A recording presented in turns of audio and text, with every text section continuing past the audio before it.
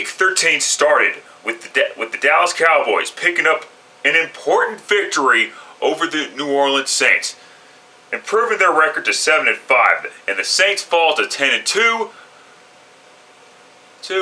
That might have some repercussions should the Rams finish with a better record than the Saints, obviously. And the Dallas Cowboys are 4-0 since Jason Kelce ran his fat fucking mouth about the Cowboys and its fan base and all that fucking shit.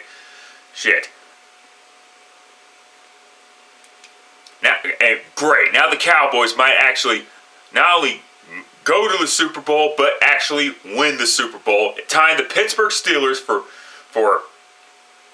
most Lombardi trophies in NFL history. But there's still plenty of season left. So let's calm the fuck down there. Okay, time for the rest of your picks. It's game time now. Falcons hosting the Baltimore Ravens. The Ravens are what, 2-0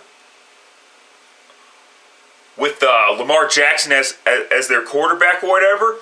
And Lamar Jackson, I'm not gonna say he's playing great or whatever. His first game was pretty fucking bad.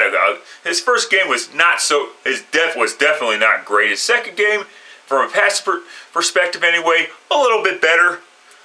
And of course, it wouldn't shock me to see the Ravens beat the Atlanta Falcons here, because let's be honest here, the Falcons defense has been decimated with injuries the entire season.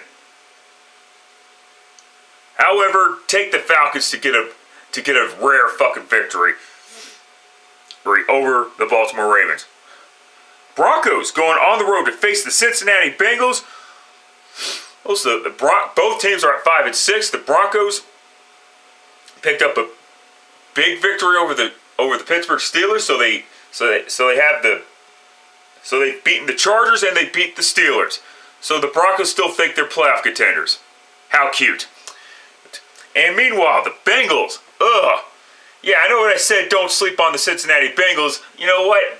Thanks to them losing to the Cleveland fucking Browns in blowout fashion.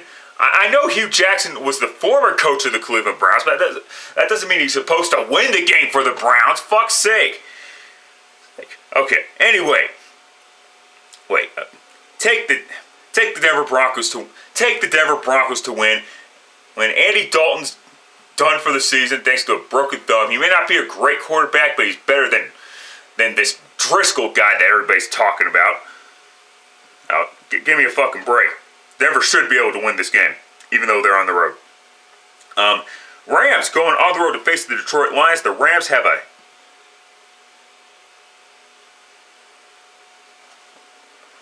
a chance to go one up on the Saints and start 11-1 or whatever. Good.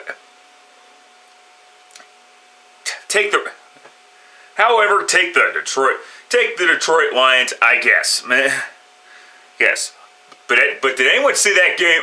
But did anyone see that Monday night game between the Rams and the Chiefs? Holy crap. For those who loved offenses, this was a great fucking game. The third highest scoring game, but that one was actually the most competitive of the bunch. But yeah, take the Lions for whatever reason. I know I'm going to get this pick wrong, but I don't. But it is what it is. Next up, Cardinals going on the road to face the Packers. The Packers, their playoff hopes are done after losing to the Vikings. They did not beat the Minnesota Vikings. Bottom line, they tied against the Minnesota Vikings. And the Cardinals, they're one of the worst teams in the league at 2-9. Packers better be able to defeat the Arizona Cardinals at Lambeau Field. Obviously, I think they will. Well, moving on. Browns going on the road to face the Houston Texans. The Texans have won their eighth consecutive game after an 0-3 start. Make that their 9th consecutive game. take the Houston Texans. I will say this, Baker Mayfield is legitimate. To all these Baker Mayfield haters that were hoping that Baker Mayfield was going to suck dick in the NFL, I know it's his rookie season and shit like that, and I know he may have some more growing pains next year with another head coach, but it is what it is. Moving on, Colts going on the road to face the Jacksonville Jaguars, and the Jaguars finally benched Blake Bortles a little bit too late, and now they're going to go with fucking Cody Kessler. Wonderful, who hasn't won a game in 20, who I believe hasn't won a game, and now they're doing it way too late when the Jaguars are clearly out of playoff contention. Oh, and Leonard Fournette got suspended for that fight that he had against when Jacksonville was facing Buffalo. Well, yeah, that's not. It doesn't even fucking matter at this point. Colts, end of story. Post Thanksgiving, where the good teams get better and the bad teams get worse. And in the Cowboys case, where some teams just get fucking hot and stay on that hot streak. Anyway, Bills going on the road to face the Miami Dolphins. Nobody's going to give a flying fuck about this matchup. It's two losing football teams. Take the Dolphins. Moving on. Bears going on the road to face the New York Giants. Mitchell Trubisky is not going to be starting for the second week in a row. That didn't help the Lions. Why the hell should that help the New York Giants? What makes them so special? Oh, Saquon Barkley. Yeah, he's having a good season. The problem, though, it's not translating into wins. This team was supposed to be, because they got Eli Manning back for what it looks like 2 more seasons, including this season, they were supposed to be a better football team than 3-8. So give me a fucking break. Right.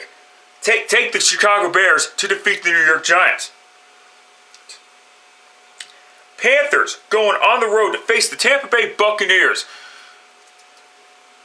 Now the Buccaneers are not going to make the playoffs. We know that shit. But what is happening to the Carolina Panthers? They were what, 6-2 at one point now, and now they're 6-5. How the fuck does that happen?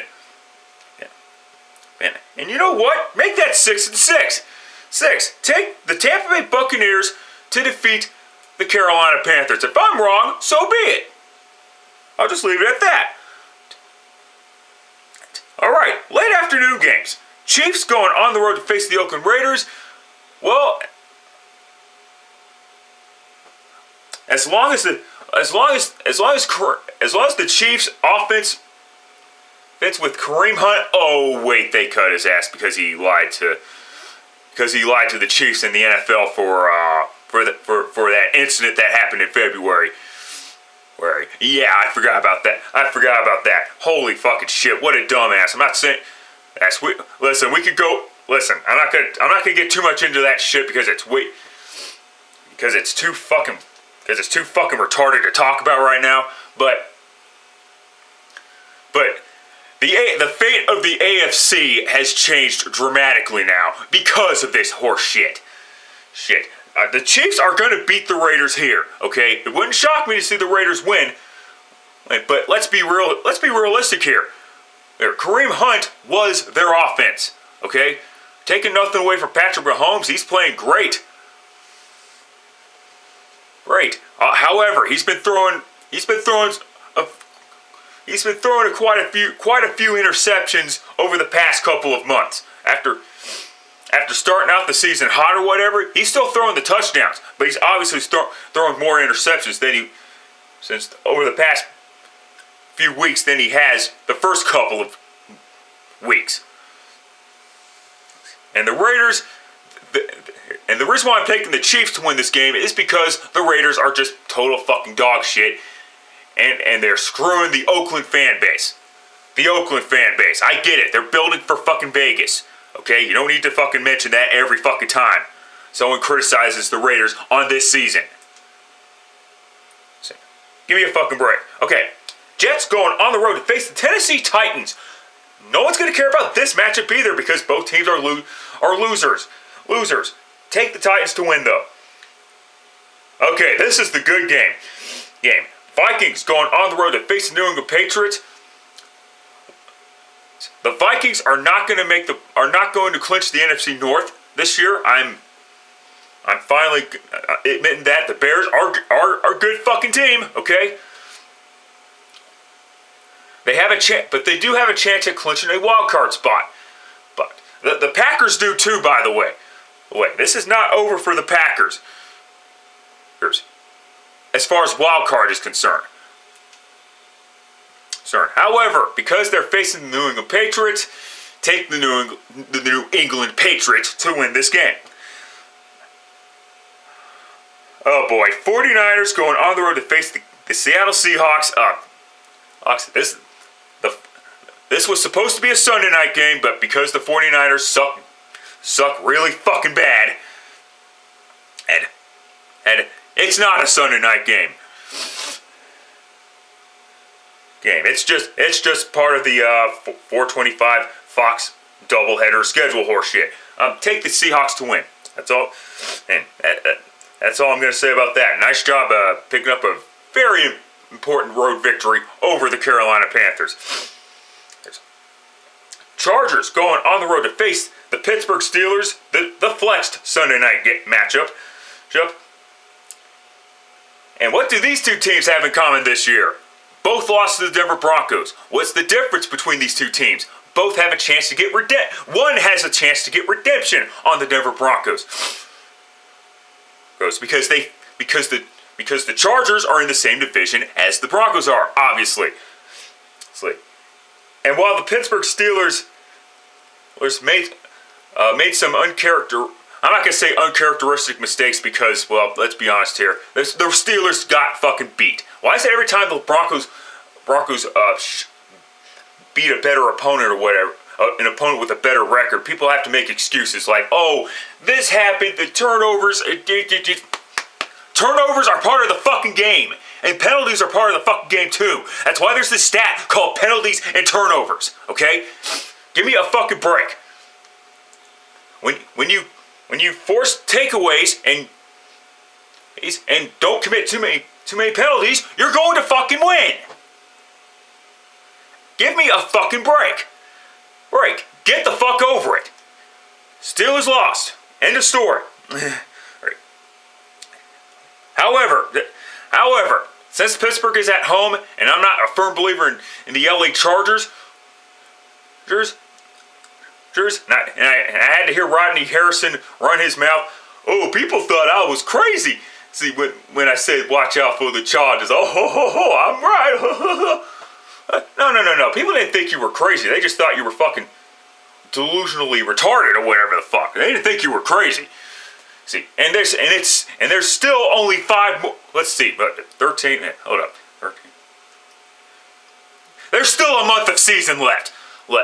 Slow the fuck down. They're not beating the Steelers. Give me a fucking break. Oh, they're a dangerous football team because they beat the.